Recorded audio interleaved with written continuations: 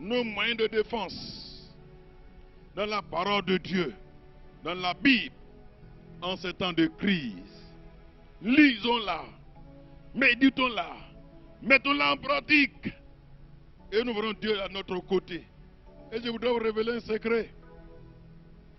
Plus tu lis la Bible, plus Dieu verse sa grâce, sa bénédiction sur ta vie.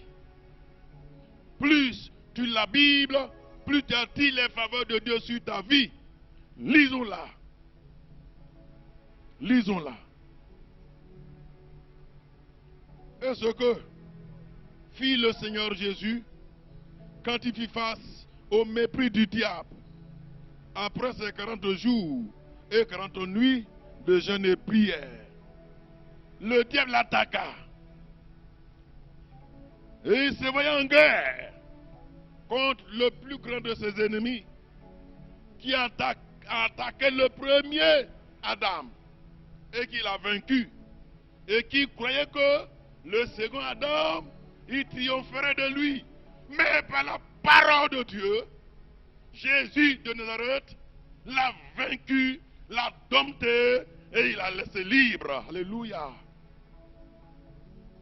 Ce n'est pas le titre de Jésus qui a travaillé ici. C'était la parole de Dieu. Nous trouvons cela dans Matthieu 4, versets 1 à 11. Pour les combats de la vie, l'Éternel lui-même a encouragé Josué à se reposer sur la parole de Dieu. C'est vrai, il a dû faire les grandes universités quand il était en Égypte, peut-être. Mais Dieu lui dit, ça ne suffit pas. Confie-toi nuit, jour et nuit dans la parole de Dieu. Et nous lisons. Josué 1, versets 7 à 8. Fortifie-toi seulement et aie bon courage en agissant fidèlement selon toute la loi que Moïse, mon serviteur, t'a prescrite. Ne t'en détourne ni à droite ni à gauche, afin de réussir dans tout ce que tu entreprendras. Que ce livre de la loi ne s'éloigne point de ta bouche.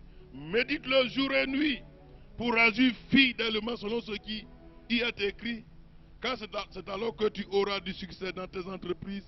C'est alors que tu réussiras. Voilà. Dieu lui venait de donner le moyen du succès, le moyen de la réussite, le secret du bonheur à Josué.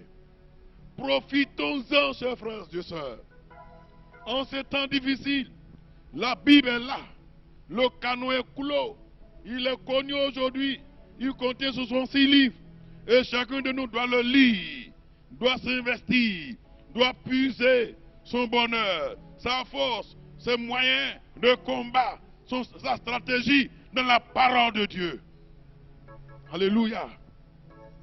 Enfin, le troisième moyen que ce livre, ce 56e numéro des Psaumes nous conseille, c'est la nécessité de la prière. Je dirais même la nécessité de la pratique de la prière. La prière, c'en est une autre arme offensive. Vous savez, dans le combat, dans l'adversité, il y a plusieurs moyens de combat, il y a plusieurs armes de combat. Il y a des moyens de protection, le bouclier, qui est le symbole de la foi. Nous en avons parlé. Mais ici, le troisième moyen, la troisième arme qu'il faut, c'est la prière. Une arme offensive, une arme d'attaque. Il faut attaquer. Il faut attaquer. Et notre foi et la parole de Dieu nous équipe, nous rendent forts, nous rendent intrépides, nous rendent courageux, nous rendent vaillants, nous rendent puissants pour attaquer et coronavirus. Et nous croyons qu'il est vaincu au nom de Jésus. La prière, cette arme offensive de l'enfant de Dieu, Ephésiens 6, verset 18. Faites en tout temps, par l'esprit, tout ça de prières et de supplications. Veillez à cela avec une entière persévérance. Priez pour tous les saints. la prière. Chers bien-aimés, prions. Prions, prions, prions, prions. Les jours sont mauvais. L'ennemi a beaucoup de moyens pour nous attaquer, pour nous provoquer.